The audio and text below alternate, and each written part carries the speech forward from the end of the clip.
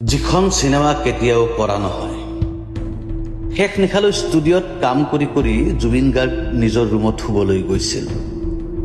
দেৰিকৈ শুৱা অভ্যাসৰ কথা সকলোৱে জানে বাবে বহু দেৰিলৈ কথাটো কোনেও মন কৰা নাছিল। কিন্তু ৰাতি গোলাঘাটত থকা অনুষ্ঠানৰ বাবে যাত্ৰা কৰাৰ যেতিয়া সময় আহিল, তেতিয়া সকলোৱে মন কৰিলে জুবিন ৰুমত নাই। ক'ত গ'ল জুবিন? মোবাইল ছুইচ অফ, গাড়ীখনো আছে।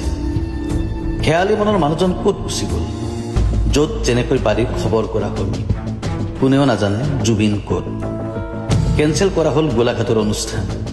চৌপাশে সমালোচনাৰ জোৱাৰ। কোনোৱে ক'লে মদ খাই পাগলটো ক'ৰবাত শুই আছে চাগে। কোনোৱে ক'লে মানুহটো ইমান আনপ্ৰফেশ্যনেল কিয়। কিন্তু কথাবোৰ একে হৈ নাথাকিল। ঘটনাটোৱে যেতিয়া তৃতীয় দিন অতিক্ৰম কৰিলে, পৰিস্থিতি ক্ৰমাৎ সন্দেহজনক হৈ পৰিল। উৎকণ্ঠাই সৃষ্টি কৰা প্ৰশ্নবোৰে মানুহবোৰক উত্তেজিত কৰি তুলিলে। উত্তাল হৈ উঠিল পৰিস্থিতি। ক'ত আছে জুবিন গাৰ্গ? এয়া অপহৰণ নেকি? চৰকাৰ, পুলিচ প্ৰশাসনক জবাবদিহি কৰি সোচ্চাৰ হৈ উঠিল জনগণ। এই ৰাজ্যত যদি জুবিন গাৰ্গ নিৰাপদ নহয়, তেন্তে কোন নিৰাপদ?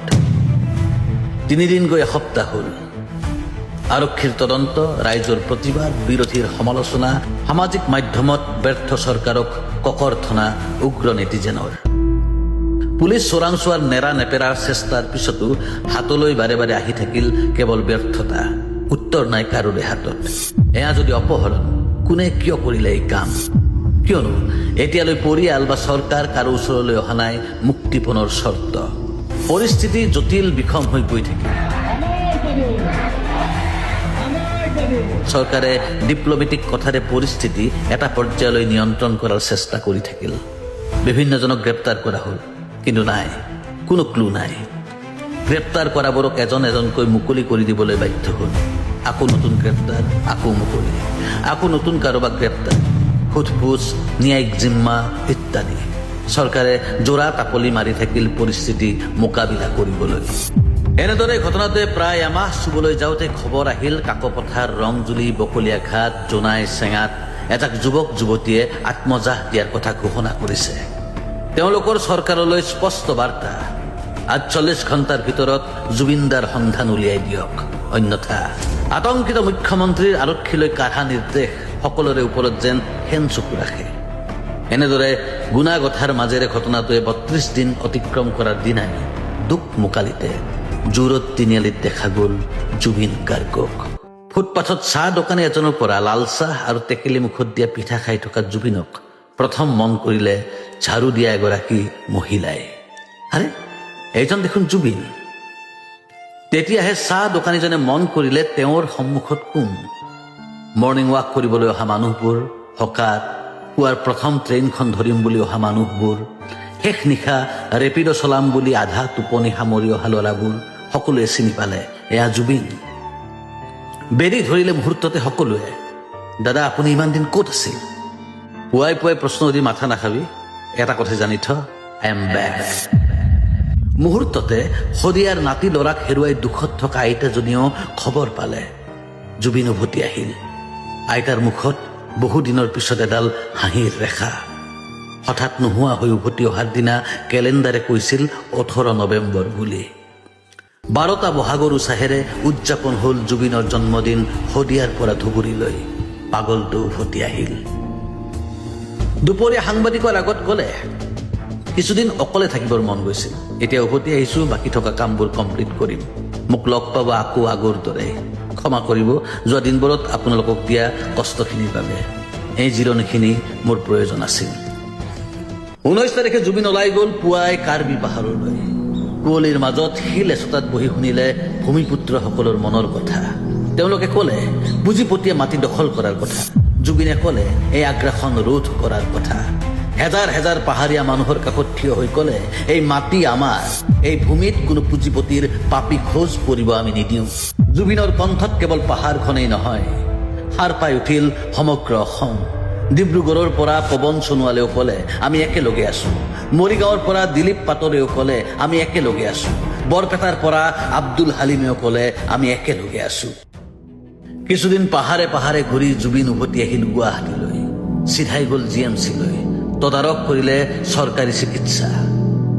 জুবিন যোৱাৰ খবৰ পাই সাংবাদিকেৰে ভৰি পৰিল GMC প্ৰাংগণ। জুবিনে কলে, কোনো মন্ত্ৰীৰ বেমাৰ হলে GMC-ত চিকিৎসা কৰিবলৈ আহিবনে? এখন দেশত দুই ধৰণৰ চিকিৎসা কিয়? এটা ধনীৰ, আনটো দুখীয়াৰ।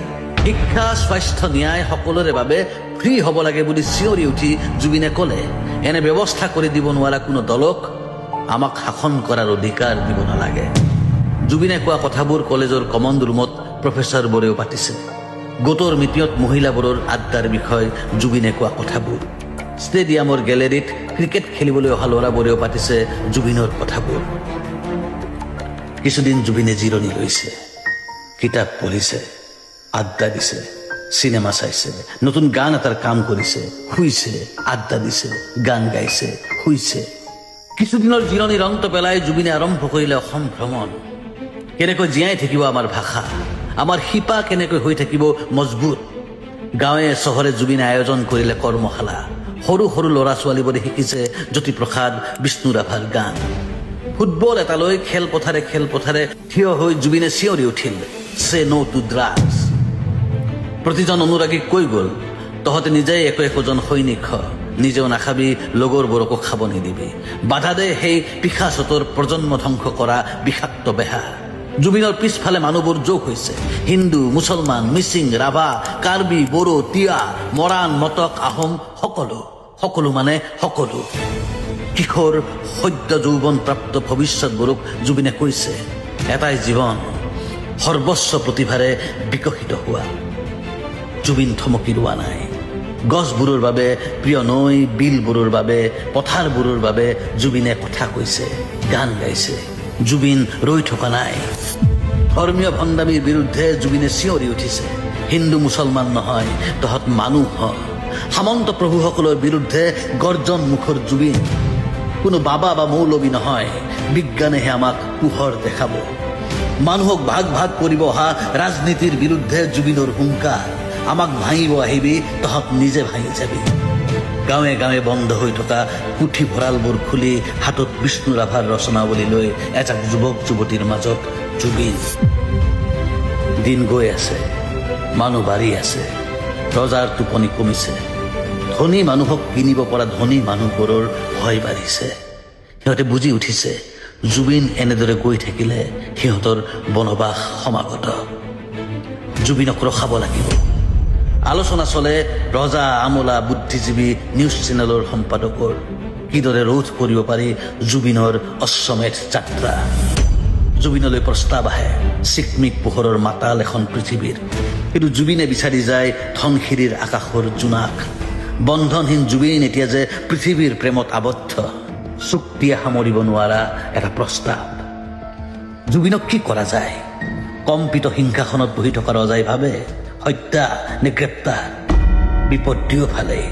হিটলাৰৰ দৰে ৰজাই নিজৰ মূৰত পিষ্টল নলগাই জুবিনক গ্ৰেপ্তাৰৰ নিৰ্দেশ দিলে। অভিযোগৰ এটা সাধু কথাৰে জুবিনক বন্দী কৰা হ'ল। আৰু তাৰ পিছত সাগৰৰ বুকুত যেন জুই লাগিল। ঢৌবোৰ জুই হৈ ৰাজপথলৈ ওলাই আহিল। মানুহ আৰু মানুহ, আকাশ পাতাল কপাই মানুহবোৰে চিঞৰিলে, জুবিনক মুক্তি দিয়ক। সেই চিঞৰটো গৈ ৰজাৰ কাণত পৰিল, আমাক মুক্তি দিয়ক।